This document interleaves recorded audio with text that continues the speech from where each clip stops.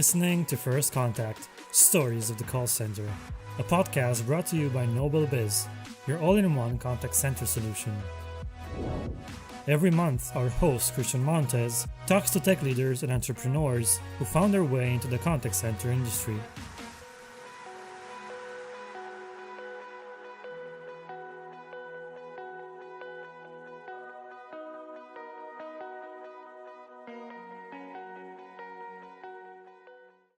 Well, hey everyone, welcome to episode 2, season 3 of First Contact Stories of the Call Center. I'm super excited today for our guest, Richard Blank, who's the CEO of Costa Rica's call center.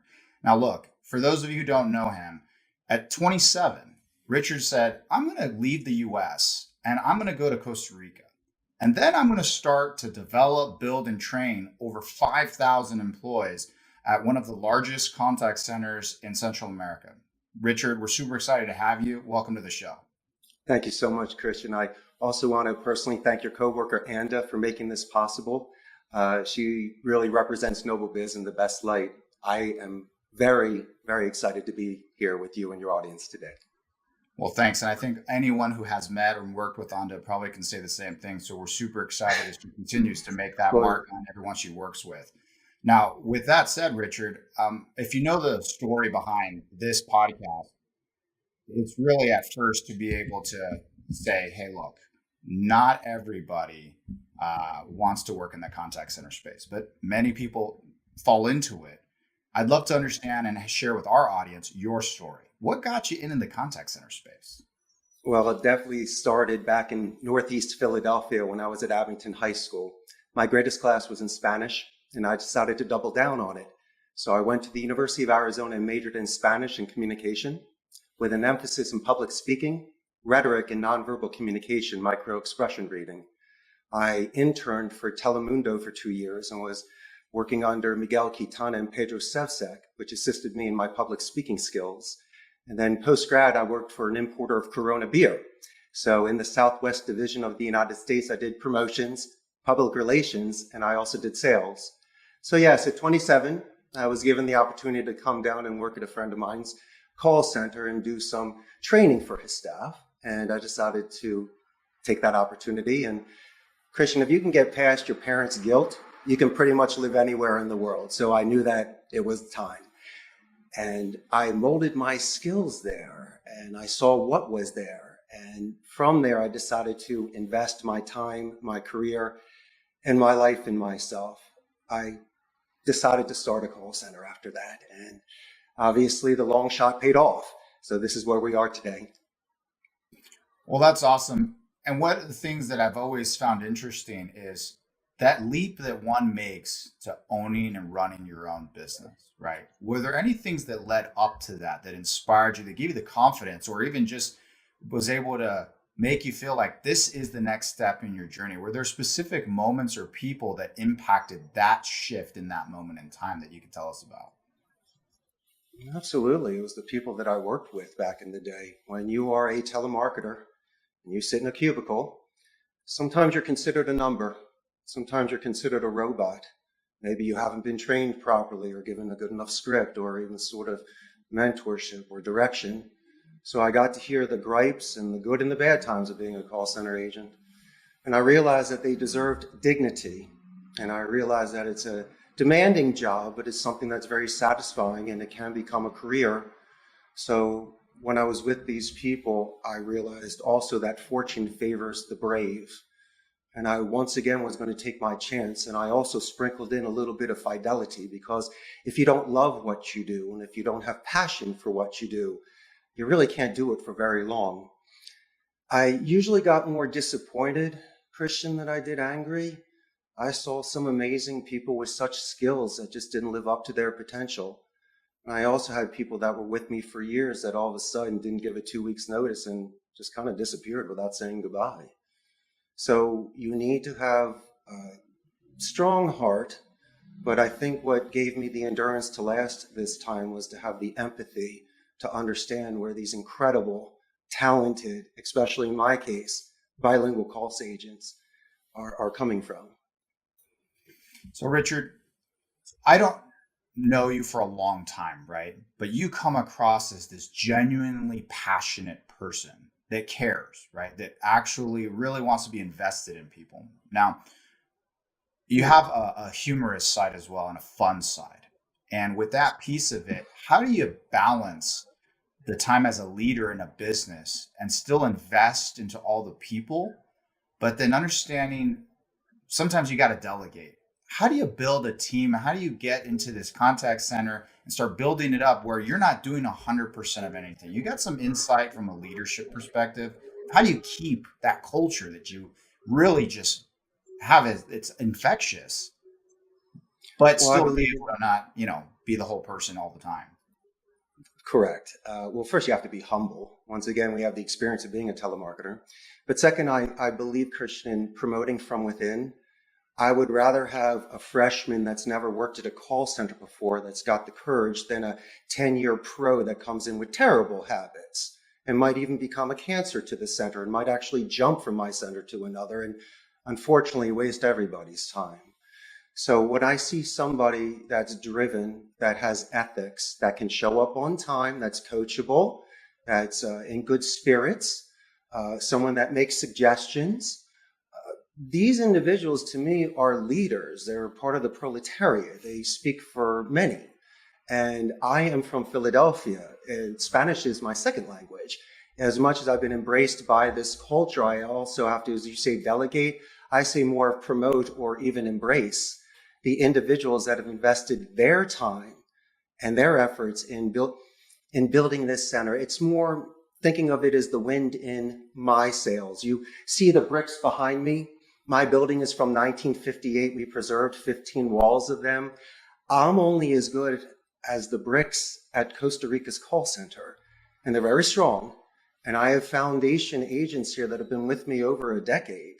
And in this industry where there is a lot of rotation and a lot of opportunities, I believe people come to Costa Rica call center, as you mentioned, Christian, because of our culture, because of walking the rows and knowing your name. With personally coaching you prior to making a phone call to a client, I introduce myself to them, and most of them say, you're the only one that's ever done it. And unfortunately, Christian, I might be the only one that ever does it. And maybe I might be the last boss they ever have. So maybe when they become a boss, they do it.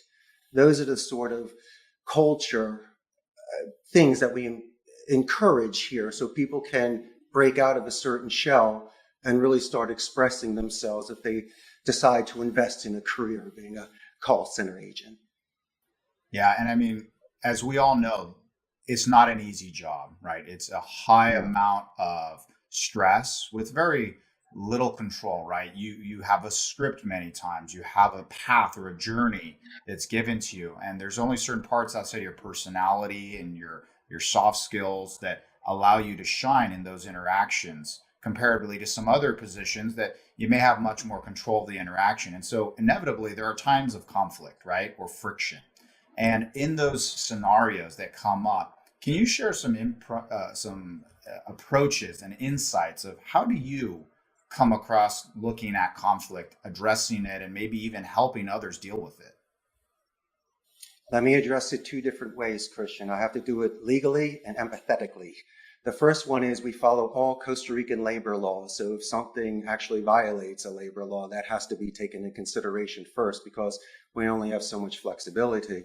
But putting that aside, let's just say it's an internal argument between two agents, frustration, someone's speaking too loud, maybe someone's having a bad day.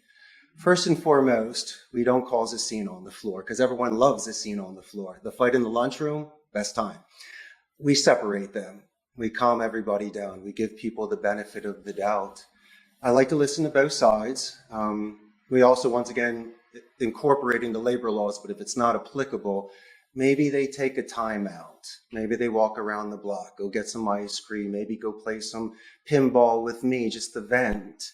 Then I let them feel a little bit guilty that they're better than that and that it's out of character for them and that I understand that potentially something may be happening outside of the office that I'm not aware of.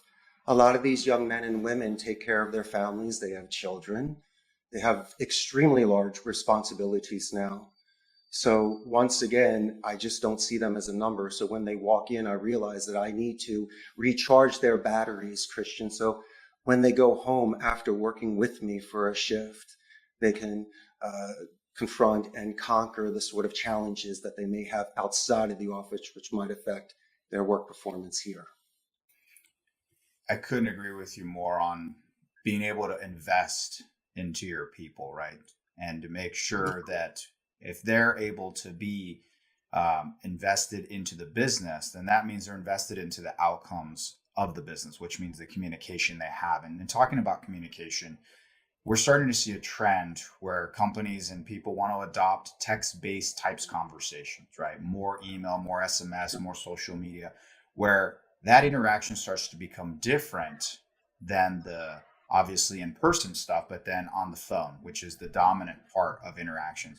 What, from a training perspective, do you have around how your staff works with your customers to set up the journeys? How much influence do you have, if any, to make those journeys better when it comes to when you start maybe with a text interaction and you get to voice, that you have less friction for those agents and representatives to have a negative experience? Because I think you've in the past mentioned, nothing like having a horrible phone tree or a horrible text experience. And then next, you get to an agent and they're frustrated and they're upset. And now you just have this huge impediment for that representative to have a good experience. You got any insight into that journey that can be improved or affected in some way or another?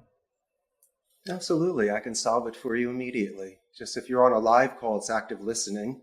If you're doing omnichannel non-voice chat support, then it's active reading. If you're just going to be sending out templates to people by just saying Christian and then the template and then at the end, it's not personable. You're not taking out things that are specific towards my concerns. What you're doing is increasing my not knowing that it is a template. I don't even know if someone even read it. It could have been a computer that sent it back to me. So I think that if you're going to be investing the time, it's almost the same time, might possibly be more time if you're going back and forth and specifically trying to solve somebody's issue. My concern is, once again, the vocabulary chosen is very cut and dry, black and white. There is zero empathy to it. The only times they say I'm sorry is when you're upset. And so I really believe if you're investing in omnichannel non-voice support, it should be from people with higher levels of writing skills so they can understand sometimes the expressions that people are writing in from, even if they're not even having proper grammar or even describing their situation in a certain way, that these people have advanced skills to be able to guide them or possibly use deductive reasoning to find out what is going wrong. You're limiting me. You're giving me something where I can't quickly ask or feel what's happening on the call. So a lot of these things can be misinterpreted, like bold cap. You're yelling at me. So once again, someone could just be reaching out where I could be offended by that. So there's so much, too much misinterpretation on so many levels with non-voice support. I think it should be done at simple levels to gather information so I don't have to repeat it. And then I can pick up where I left off and they realize someone invested in them prior to the courtesy call. That's advantageous, but just not speaking to anybody at all and waiting 24, 48, or 1 week to get your information back. I'm going to go to another company. So, Richard, I think one of the themes that we've come across in not only the episodes that we've had for the podcast, but even our webinars, has really been around engagement, right? How do you get the engagement from the staff? And you have these scenarios, as we talked about, with very little control many times, but high stress.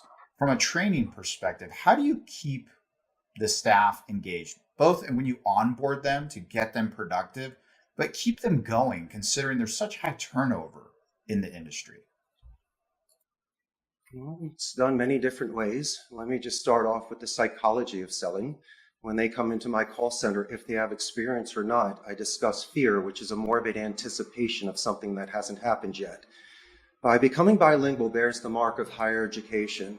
They have shown me such structure and discipline and cognitive skills prior to even meeting me. So what they're about to do, what they learned is 10 times harder than what they're about to do. And so I have to let them know, engage their sort of comfort levels there. And the second thing that I want them to have is at least some sort of ethics on the phone. I'm in a very strict Catholic country, and I have to ensure, Christian, that these people go home and tell their parents what they do for a living. As proud as I am of all the new campaigns that come in, I'm twice as proud of those that I turn down. They must represent certain companies. The script must be done in a certain way where I can fulfill clients' needs and the agents will be able to do their job. So I think a lot of what you're referring to, Christian, and it is something that everyone's talking about, it's really about the relationship you have with the agent. If you give them resources that put them on a level playing field, if you invest in them properly with rebuttals, right, and with certain sort of introductions and knowledge about the company that you're calling, their fear levels get much reduced. And so their attrition rate gets reduced as well, because you create a certain culture where you might find one or two people in the group that are excellent, they're your ace. And so they sit next to them, they buddy up with them, they can maybe we'll listen to some of their Hall of Fame recordings and pause it and explain to them some of the techniques that they might need in order to counteract a rebuttal or to get past a gatekeeper. Those simple soft skills that I believe would make more calls effective.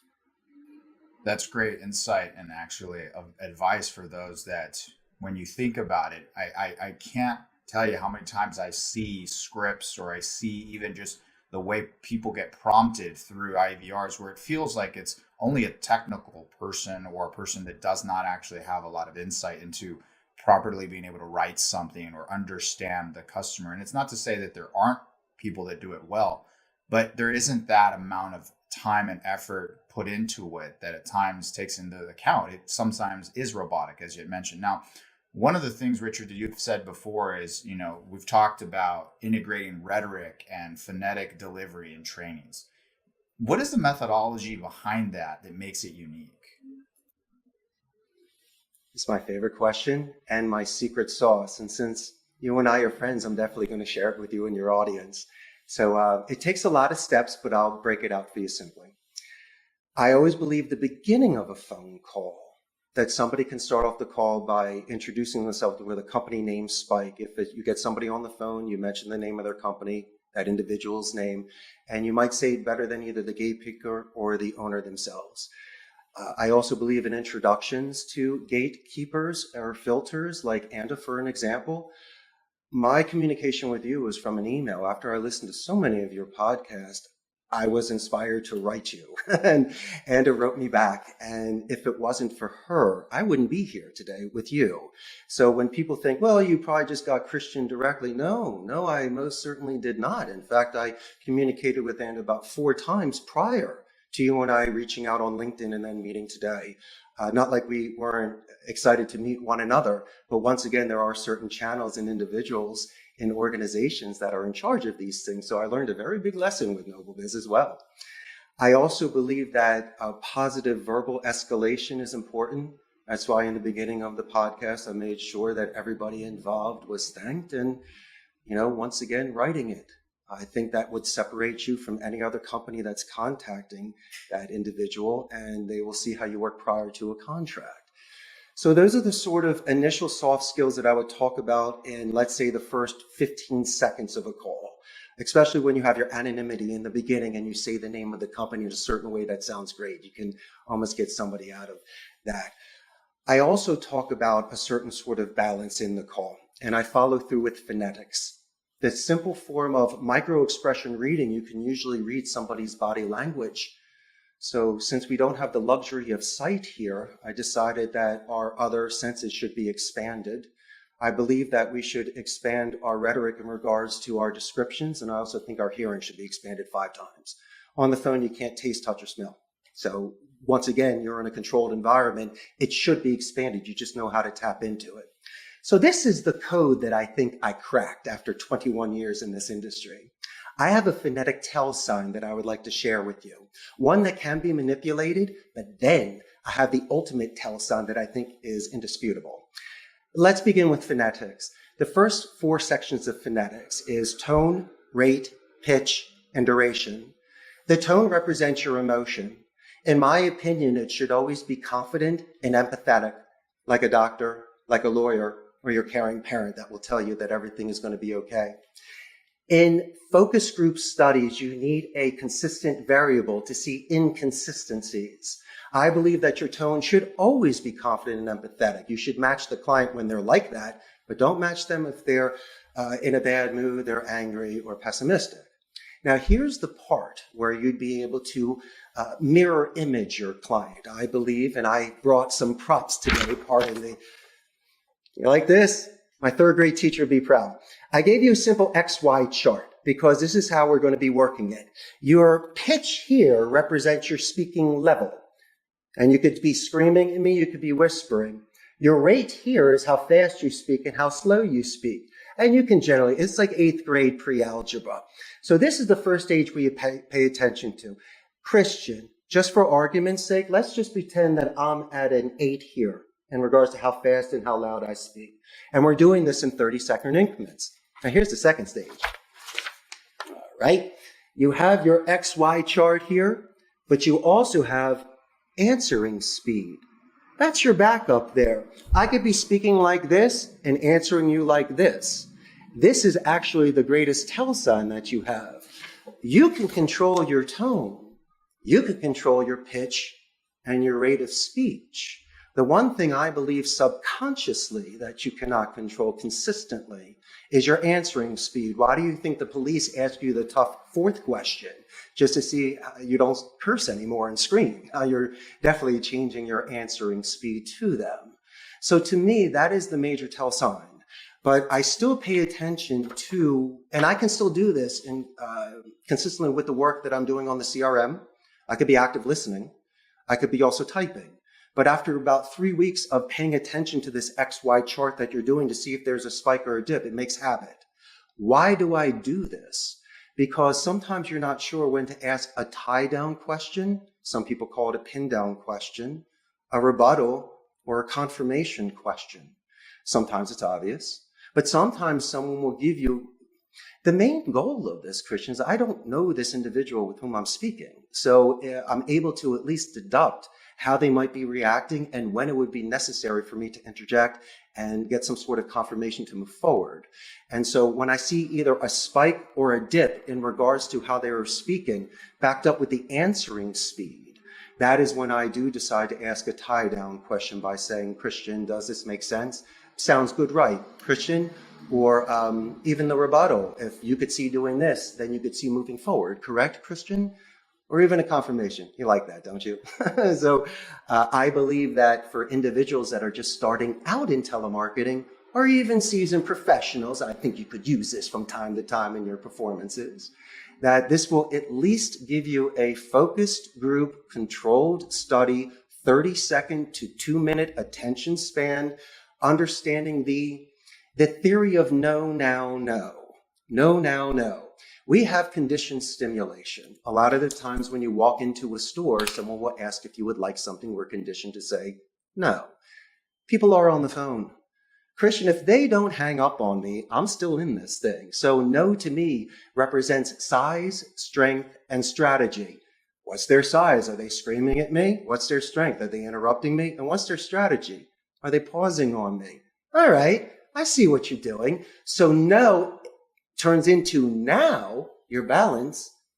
I know how to talk to you. For 10 minutes? No, but for this next 30 seconds, like the next round in a boxing match. And I believe that if you have this sort of structure in the back of your mind while you're working on your job, you will see these certain tell signs that will enable you to prolong conversations, to be able to eliminate any sort of rebuttals. If you ask open-ended questions compared to closed-ended questions, you could possibly stack answers, where instead of saying, do you like ice cream, compared to what type of ice cream do you like? You get both answers on that, and you can upsell on double scoops and jimmies on top and all that good stuff. So I teach people to reduce talk time by stacking questions, by reducing any sort of doubt, by doing a 2-to-1, active listening, 1 speaking, almost 2 for 1 in the beginning of the calls. So at least in the form of Wu Wei, you are able through least resistance to move this call forward. All I'm doing is kind of with you in your current. And I believe for especially entry-level telemarketers, this will greatly reduce their fear of the unknown of making these calls, because they all are expected to be Blake from Glenn Gary, Glenn Ross, and be able to close on the phone in front of everybody. And they shall, and they will. But I also believe that that takes time. Christian, it took me 21 years to get here today.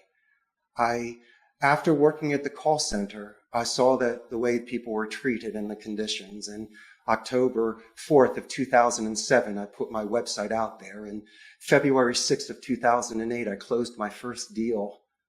1 seat, 50 hours. But I did it. I did it. And you know when you've shed a skin, and you know a coming of age moment, and I might have gotten it 35 compared to being 18 at Abington High School, but I knew something was different. And so your question earlier about why I'm doing this is because I love what I do. And obviously something happened that day to let me know that I could create something from nothing. And from that day, I am now sitting here with you telling amazing tales of my twists and turns and how I got here. So please don't misconstrue any sort of sincerity right now for, it's just passion. If you are sitting in my shoes, this 1 in a million shot from Northeast Philadelphia, living in Costa Rica and starting a company with his wife, Grace Bourbon, and building it to where it is today, and being with you, Christian, and NobelBiz, it's overwhelmingly humble. So I'm thoroughly enjoying this time that I'm having with you and your audience today. This is James.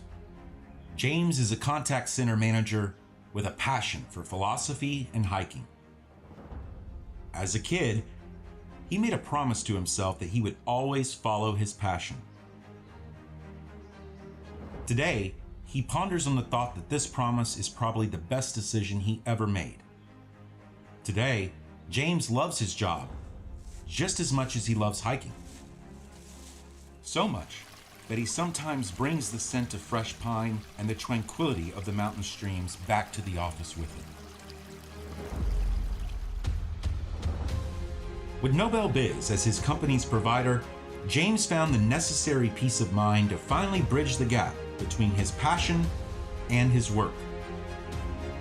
By choosing to partner with the promise-keeping voice and software provider of the industry, contact center technical issues, downtime, and poor customer experience are now a thing of the past. In an industry ruled by uncertainty, NobelBiz combines balanced pricing with the highest quality, topped off with outstanding support. But above all, NobelBiz delivers peace of mind to contact center managers and owners. And for the first time, James hit that sweet spot of focus and confidence that is allowing him to take his business to new heights of profitability and success. After all, you know what they say, promises are the uniquely human way of ordering the future. NobelBiz, the promise keepers of the industry.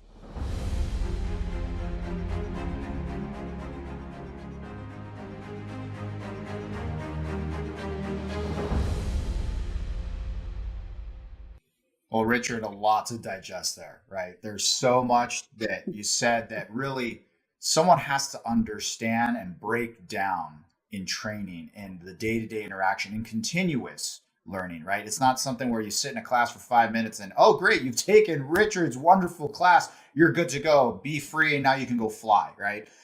There's got to be this continuous learning, continuous reinforcement, this part of the journey that doesn't just start and end with the first week or the first month, right? It is truly the life cycle of you being part of the business and being part of that growth that you say of promoting from within. But with that said, that culture that you really just, you can tell that passion is just dripping and anybody that's around you is catching some of it. You look back and go, okay, you have COVID, you have this pandemic, you have people working from home. How does the business, how do you continue to have successful interactions, happy customers, engaged employees, they can do what you're talking about here, knowing that their work environment's different. They're not always in the office. Tell us about that. We've opened more communication channels with them, but prior to sending them home, and we expected this with COVID, so we had all of our computers ready to go like life rafts. We had to ensure that their home environments had the least amount of distractions, were up to speed, so they'd be able to work with us. Also, in addition, if something does happen in their home in regards to internet redundancy, electricity, or IT support, they live within about a half an hour of my call center, so they can come here immediately and be on a turnkey station. But there's isolation. We have the camaraderie here when we break bread together in the game room and train. But we have opened the channels, and all my supervisors and coworkers do write back and forth to each other for motivational quotes. But it also has a plus side. They spend more time with their family. They save money. I have not seen a dip in any sort of performance or metrics. The only thing I see is a disruption, very rarely, but it's only a certain section of the city that might have it from time to time. But I try to get them to stay focused, and one of the things that I ask them to do is to pay attention to the Me Too technique, because when they're with people on the phone, and unfortunately you might hear a distraction in the background like a dog, like a child, or music, they could inadvertently and passive-aggressively tell them how much they love dogs, children, and in excess music, and get them to focus, close a window, or do something in order to stay more focused with the client. Because working from home, not just for us, it's for the clients as well. So all of us have to adapt to a changing environment and take all of those things at home into consideration. But I reach out to them. I let them know that I'm there to support them. Oh, what I do is then, if they're not on site, I will listen to their recordings myself after going to my quality assurance department and making sure their KPIs and metrics are where they need to be. I'll listen to a call. So all of a sudden I'll say, Christian, I think you sounded great with Mrs. Jones last Thursday, and I'll tell you why. And then you'll realize once again that I invested the 7 minutes to hear how amazing you were on the phone. And I will always make a suggestion because I always have to say something. And so they thank me, and they realize that once again, they might not be with me physically, but mentally I'm always thinking about them, and hopefully from time to time they're thinking about me as well. Well, I don't know where you find all the time, right? Everyone always says there's never enough time for the leader of a business to be that involved in such granular level tactics and pieces of the business. But obviously you do find the time. And part of that, though, you also found time to really invest into gamification. And it feels like that's a big part of the business. What is the importance of gamification in your business, and how has it helped really get the outcomes that you're looking for, if any? I'm so happy that I have the space for my 13 pinball machines and my 6 Ricolas and air hockey tables. So it's really, I grew up in the 1970s and 80s, and everybody wanted Silver Spoon's game room. So when I came here and I started earning some good money, I was able to find some antiques in Costa Rica. And all of a sudden, a hobby became an obsession. And so I'm constantly collecting, once again, pinball machines, old school, original arcade machines that sometimes I convert. Why is this important? Because today's generation loves to look at Facebook, Instagram, go outside, have a cigarette, or just be by themselves eating lunch. And so, A, some of these machines are older than they are, and B, it gives them a chance to meet people from other departments that they might not have met before. And even my own, I like to spend time with them in the game room. So instead of being in my office where I'm grilling them or intimidating them, we can politely compete. And so once again, that culture where when they walk through the game room to go upstairs or to leave the call center, they have to pass through the game room. And a lot of times people will play one quick game of Pac-Man before they go home. People will less likely to leave when you have a good friend that you play Mortal Kombat with. Some people will definitely invest their balance of eating and the game room. They'll eat 15 minutes and run into the game room for 15 minutes. And so I've seen a lot of people that have never experienced this before, especially the old school retro gaming, to get a kick out of it. And so once again, it's introducing them to something new. But recess was always the best class in school. And I believe that the best relationships are formed through play. And I think if they're off the phone, but they could still be competitive, there's no downtime there. It's just a shift of their head into another form of mental time. And if you're doing something with hand-eye coordination, you might even be more prepared for the second half push of the day. And I've seen people let off steam in the game room, and I've seen people get picked back up in the game room. And I've seen people even fall in love in the game room, when a guy wants to be smooth. And so all the good things happen in the Costa Rican call center game room. Well, Richard, it's funny you mentioned about space and Pac-Man because, obviously I don't have a big office for a full thing, but maybe you can see my little miniature Pac-Man here of my own little arcade game. And it's funny because I don't play it often, but the idea of it, having that moment of fun and that nostalgia and having something that's retro, there's some fun stories about it, right? You can go back and go, I remember the first time I played that game, or, oh gosh, I remember this game, and you understand that experience. So it's great. But when it comes to the interactions themselves, when the representatives and agents are in their engagements with customers and with the selling and the day-to-day interactions outside of the game room, do you see a place for gamification as part of that part of the business, where the actual interactions of contests or games that are part of the work versus a place to disconnect or to engage other people? Do you see that part also important? Do you do anything in that space? Well, absolutely. As I say before, you can integrate gamification with a call structure.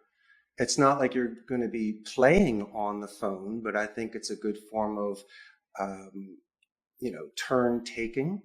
I think you're expected to extend a pause when you're waiting for something to happen in the game and your mind has to prepare for the next move. Like in chess, you can also plan 3 steps ahead on a call.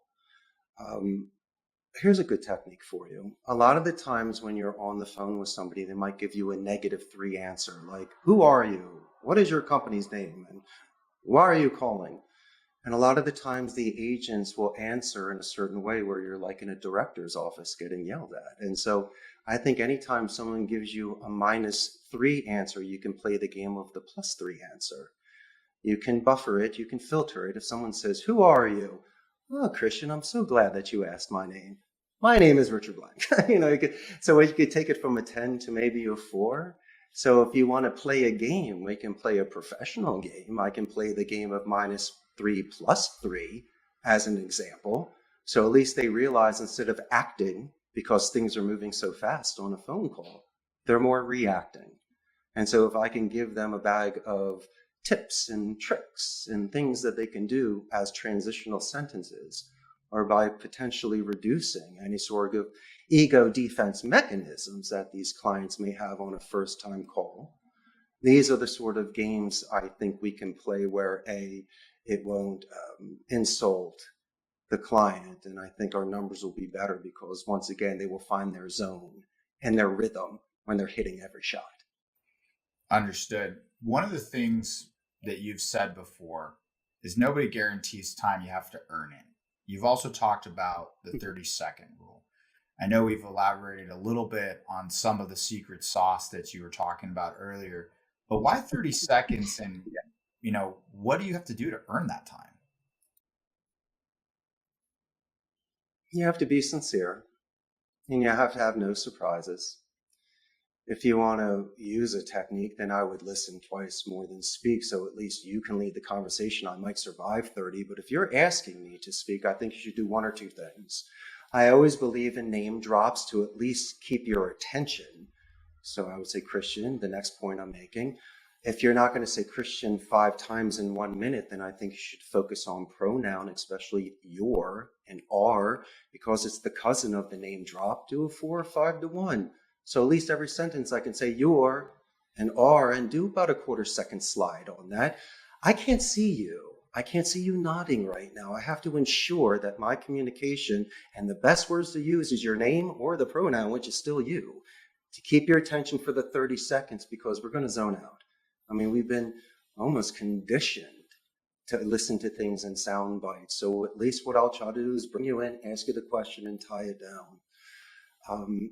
There's no way someone's going to give you 10 minutes. We're all busy, but how many times has someone said, I'm in a rush, I only have a minute. Next thing you know, you're on the phone for 15 minutes. So I'll take 30 seconds. And what I will try to do once again is to allow you to lead the conversation. I will make suggestions. I will actively listen. I will be your greatest fan. But I will also do a form of manipulation in order for you to once again control this conversation. I will just be the rudder moving you along by matching your pace so I know when to ask you a question or keeping my mouth shut. You know what someone's favorite move is? The pregnant pause. You see it in every movie. And most telemarketers, when they're not sure, they'll jump the gun and ask the question. So that to me, if you're at that stage, one thing I'd like to share as well, and this I think will answer all of your questions in regards to my main focus in regards to running a call center. Quality assurance is graded on so many KPIs depending on the client and the form of the speech. I give the most points, Christian, when the client says your name. The simple structure of a conversation is an introduction, a body, and a conclusion for anything. Introductions, we're introducing. Conclusions, we're confirming. If the client says my name in the body of the call, I hit nirvana. I got it. I nailed the bullseye. But you didn't get the sale. Don't need to at the moment. The man or the woman knows me. And we can reduce so many different levels. I can stumble if I have to. I can get excited if I want to. We can talk about Billy's baseball game and your promotion that you just had, or the company anniversary for a second, because I don't feel like I'm angling a call or stuffing something in there. I believe that anybody has the chance to make that connection, and it just doesn't have to be in an office environment. It could be at the supermarket, it could be at the library, it could be anywhere. If I make such an impression where someone says, Richard, nice to meet you, it's a pleasure, I did my job. And then the rest just comes from that. You slow it down, right? You're so methodical in the way that you approach this. And I think that gives to other people who are trying to find something that maybe, like you said, scary or difficult. It makes them go, okay, I can take this in bite sizes. It's maybe even possible, right? Versus this overwhelming thing where you go, oh my gosh. And then you add the pandemic on top of that. You have isolation. You don't have that camaraderie. You don't have the game room. You don't have that interaction with you, Richard, to be able to tell you like, hey, here's the eye-to-eye facial expressions, me nodding my head that you mentioned that's happening. So what is it during the pandemic, right when that hit, outside of the fact that you had the connectivity things you had to make sure you had and being able to have more communication channels, but is there anything positive that's come out of it from the business of what you've learned about the people, the leaders in the company, you, or what you have done to be able to continue to, like you said earlier, still be as productive as you were before?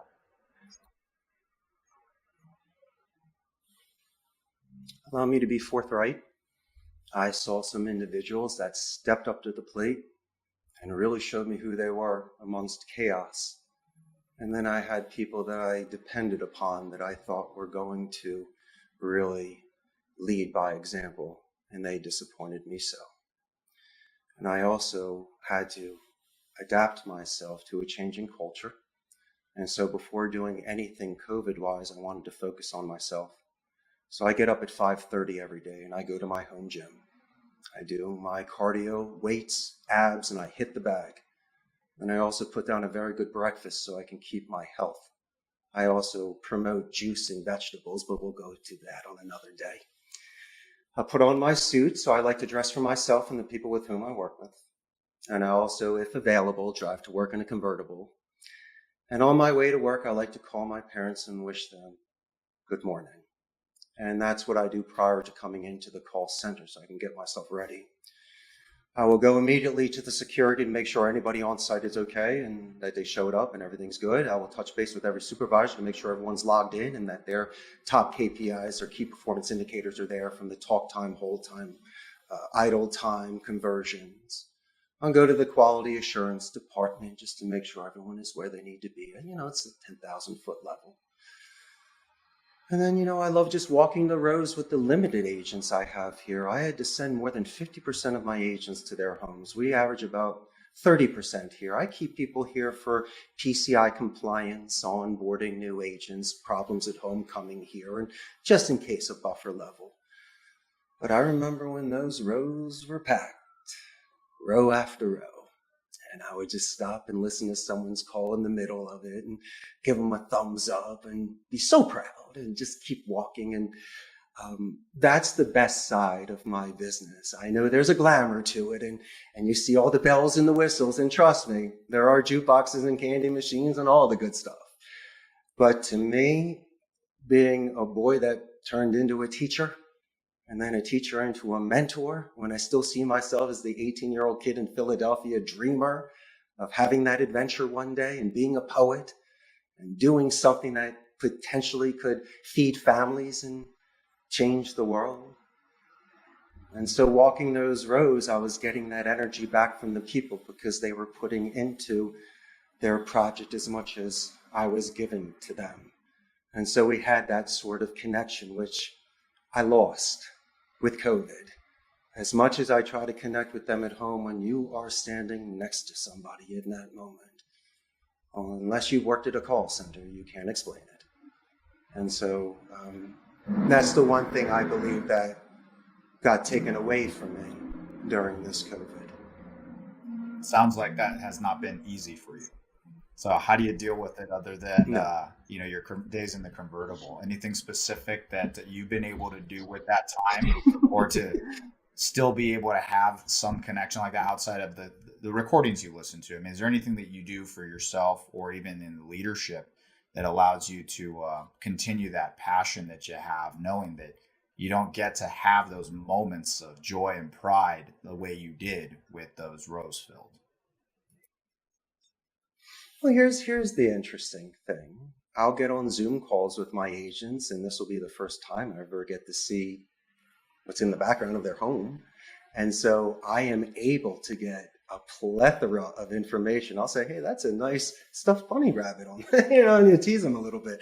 But you really get a chance to see somebody and who they are by what they present in the background, because when they first came to Costa Rica's call center, Christian, they fill out their resume and put in all the bells and whistles and want you to hire them. But I asked them to write about a coming of age moment on the back so I can gauge their English and grammar levels, but also I get to learn something about them. And they'll tell a great story of when they won. But when you really get to see the things in their home and how proud they are of that, it enables me to have 50 more connections virtually that I might not have had here on site unless they disclose that to me. So, my friend, it's just an adjustment, and I need to adjust with it. And if it takes doing that, because that's the way society is today, then chin up and shoulders back and chest out, and I'll just potentially do it the best I can. I'll even wear a suit for them for Zoom, just to make them feel better. So that's the least I could do for them when they're far away. But maybe the final thoughts that I give them, or the sincere talks that we have, might even have more of a lasting effect than if they were just here with me at the center. Well, it sounds like you're embracing that change. And as we know, change can be very disruptive, but that disruption also innovation is born out of, right? And we're able to grow and change, which is ourselves, really important. Now, with that said, when someone starts their journey with you, and you mentioned that you like getting somebody that is new, they aren't seasoned, they haven't been conditioned or molded in a way that may not mesh or really become part of your culture, that first day, that feeling of that new chapter in your life, in your career, what do you feel that your business does on that first day that not only differentiates you, but makes it important in that one day to make them feel this is the place for me and this is where I'm going to continue my journey? I think the best thing for me to tell them is that they're earning a living from their education. The fact that you are actually earning one of the higher vocation paid positions in Costa Rica because you're bilingual and invested in that is an excellent way to start. Because a lot of the time you'll study something in college and all of a sudden you're doing something else in your career. I myself chose a language and so did they. And so before anything, that's the sort of foundation training I have. I also let them relax a little bit by knowing that they have a sidekick. You always need a co-pilot. My co-pilot in Rhetoric was a thesaurus. Absolutely. I can always upgrade a conversation or a word.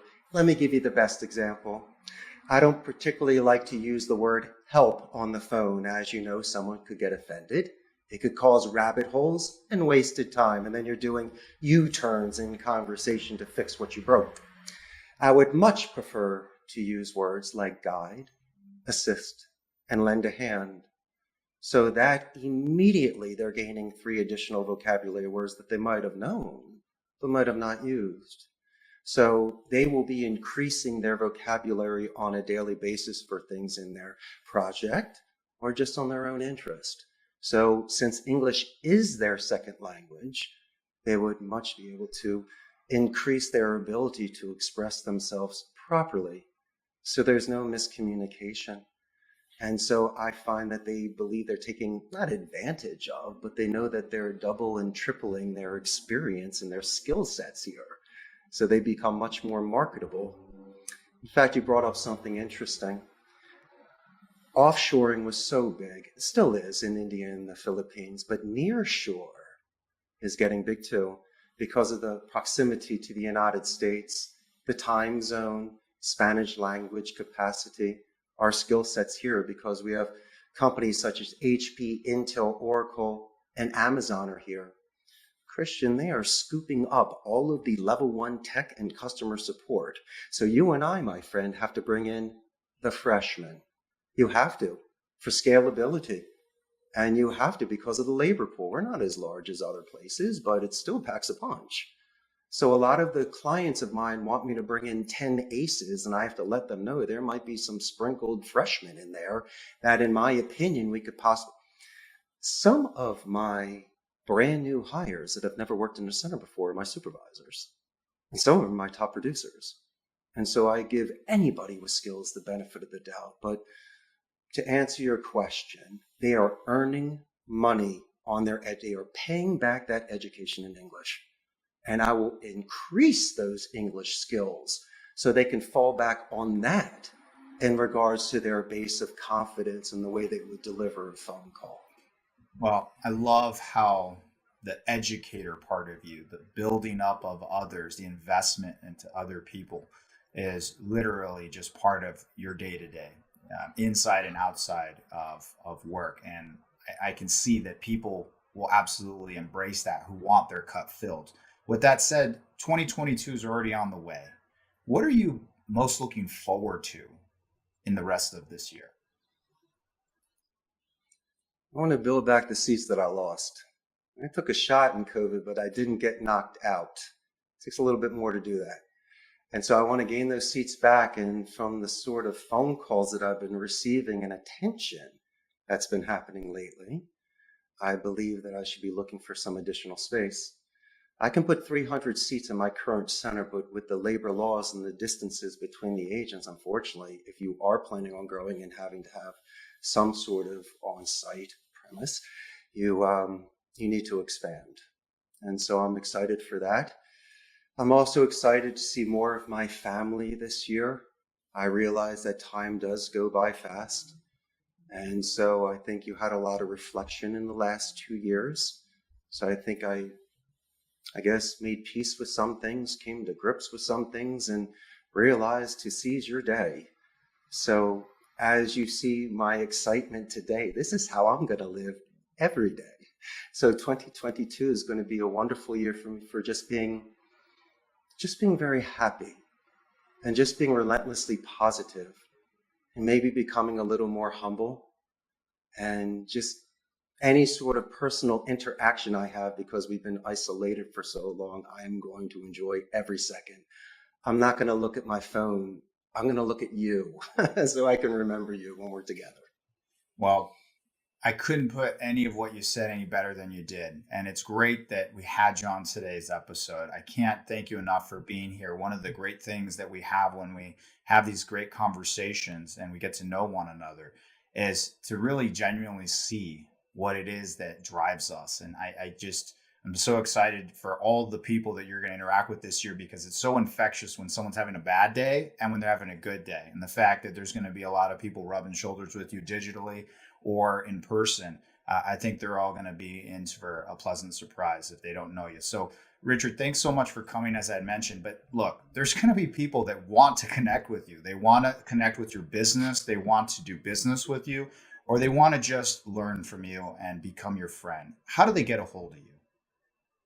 Several different ways. You can call me, 888-271-6750. You can send me an email at ceo@costaricascallcenter.com. You can join my Facebook page. There's 94,000 ticos on there, so you get to really see what this market's about. And you can go to our website, costaricascallcenter.com, or you can come and visit me. And I would love to host you here. I'd love to have lunch with you here. I'd love to spend time with you here. And I have even more suggestions for you and your audience anytime they want to give me a call. But once again, Christian, this was an excellent time. I learned a lot. I can't wait to hear more of your podcasts and communicate with you. And once I'm back in the United States and in your territory, I'm going to come visit you. Well, don't threaten me with a good time. I look forward to that as well. So everyone, thanks so much for joining today. We appreciate your time. We know you can spend it anywhere else. That wraps up this episode, and we wish you well. Talk to you soon. Bye-bye.